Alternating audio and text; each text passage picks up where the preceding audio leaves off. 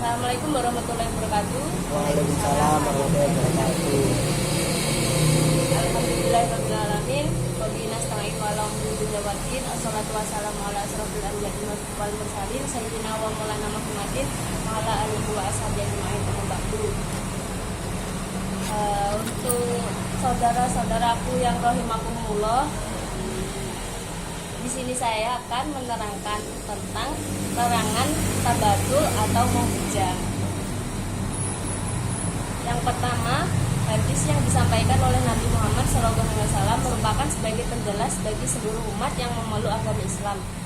Seluruh umat muslim telah memahami bahwa hadis yang disandarkan kepada Nabi merupakan sebuah pedoman hidup yang utama setelah adanya Al-Quran. Sebagaimana sebuah hukum yang merupakan sebuah amalan yang tidak diterangkan secara mutlak dalam Al-Quran, maka hendaknya dijelaskan dalam hadis Nabi SAW. Pemahaman terhadap suatu hadis Nabi merupakan sebuah usaha untuk mengantisipasi upaya terjadinya sesuatu yang menyimpang dalam ajaran syariat Islam. Hadis-hadis Nabi dipahamkan dengan cara yang tepat juga dengan mempertimbangkan terhadap faktor yang berkaitan dengan hadisnya pula. Indikasi terhadap matan hadis akan memberikan sebuah kejelasan dalam pemaknaan suatu hadis, sebagaimana mengenai sebuah larangan-larangan dan anjuran-anjuran yang ada dalam agama Islam. Terdapat banyak hal yang dijelaskan dalam hadis mengenai hal-hal yang bersangkutan pada kehidupan manusia, seperti halnya yaitu mengenai pernikahan. Pernikahan dalam Islam merupakan suatu hal yang dianjurkan agar dapat menjaga salah satu dari maqasid dan syariah, yaitu nasl. Pernikahan tidak hanya berlaku bagi manusia saja, tetapi kepada seluruh makhluk ciptaan Allah yang ada di muka bumi ini. Setiap makhluk yang ada di muka bumi ini diciptakan oleh Sang Pencipta secara berpasang-pasang seperti langit, bumi, kaya, miskin, serta laki-laki dan perempuan.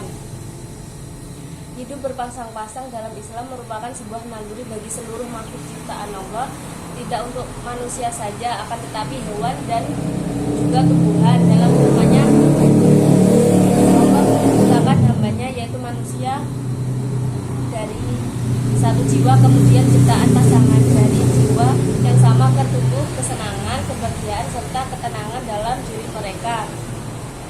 Pernikahan dianjurkan bagi seorang yang telah mampu untuk menikah baik secara material maupun spiritual, sehingga dapat melakukan dan melaksanakan pernikahan yang dapat menjaga diri dari segala perbuatan yang bertentangan dengan syariat agama Islam. Rasulullah SAW dalam sunnahnya menunjukkan bahwa menikah tidak dikhususkan bagi laki-laki atau perempuan saja, akan tetapi bagi keduanya, yaitu laki-laki dan perempuan, dengan harapan umatnya dapat menyempurnakan setengah dari agamanya, menjauhkan dari segala perbuatan maksiat, dan dapat menjaga kehormatan dirinya, sebagaimana dalam Islam memiliki sebuah aturan dan juga hukum, salah satunya yaitu mengenai pernikahan baik berupa larangan atau perintah.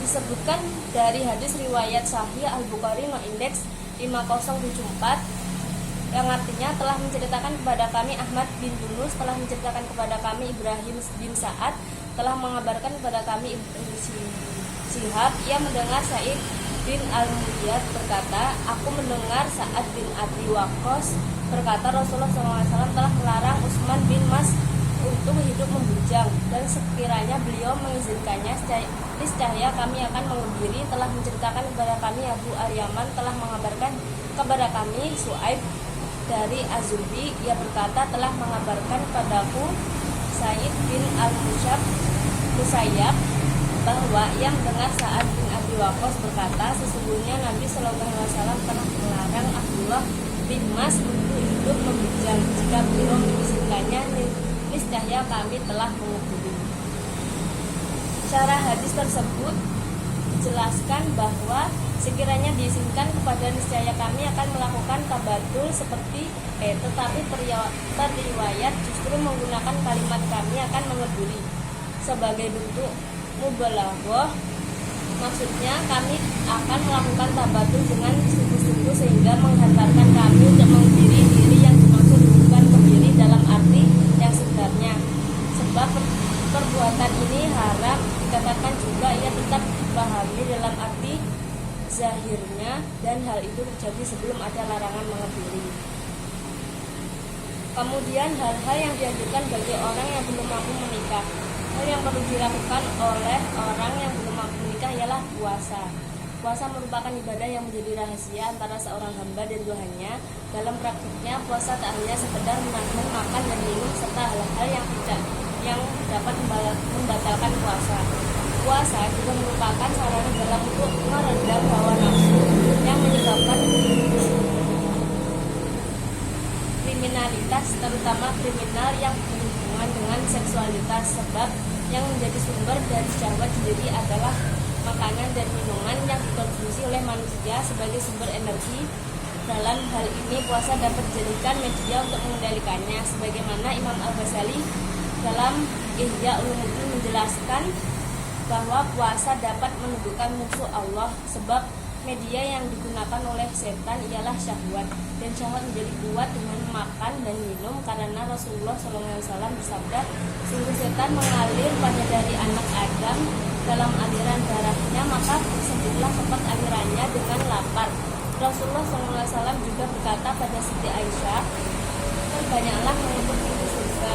Aisyah bertanya, dengan apa? Dengan rasa lapar.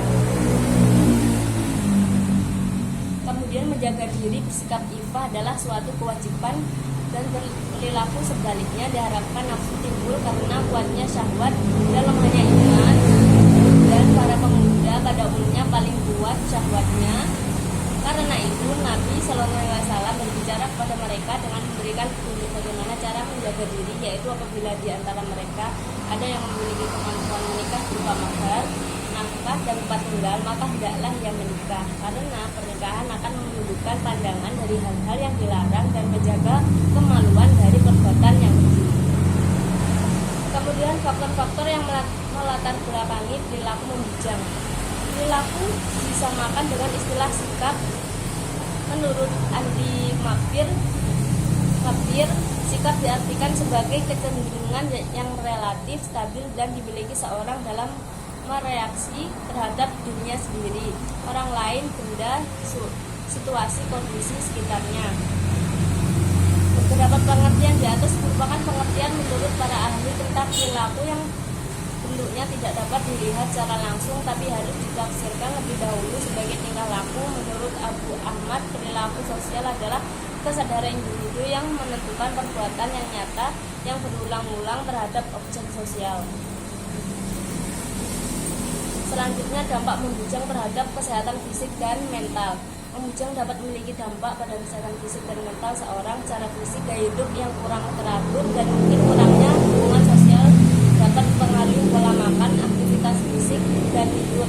Secara mental, bisa timbul perasaan kesepian, kecemasan, dan stres akibat kurangnya koneksi emosional dan hubungan sosial. Penting untuk menjaga keseimbangan dan aspek fisik dan mental baik dalam hubungan interpersonal maupun perawatan diri sendiri. Membujang ataupun hidup sendiri dapat memiliki dampak negatif pada kesehatan fisik dan mental seseorang.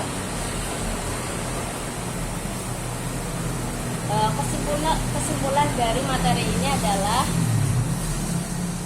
sekiranya beliau mengizinkan, niscaya kami akan mengikuti syarah hadis. Dikatakan adalah sekiranya diizinkan kepada niscaya kami akan melakukan babatul, tetapi periwayat justru menggunakan kalimat kami akan mengambil sebagai bentuk mubalah. Sikap sejumlah sahabat yang berulang kali minta izin melakukannya, seperti hal Abu Hurairah, Ibnu Mas'ud, dan selain keduanya telah mengumpulkan hal itu, maksimal akan ada rasa sakit yang sangat saat perbuatan itu dilakukan, namun dapat ditutupi oleh manfaatnya di masa akan datang. Hal yang perlu dilakukan oleh orang yang belum mampu menikah ialah puasa. Puasa merupakan ibadah yang menjadi rahasia antara seseorang hamba dan Tuhannya. Dalam praktiknya, puasa tak hanya sekedar menahan makan dan minum dalam bentuk meredam hawa nafsu yang menyebabkan kriminalitas, terutama kriminal yang berhubungan dengan seksualitas.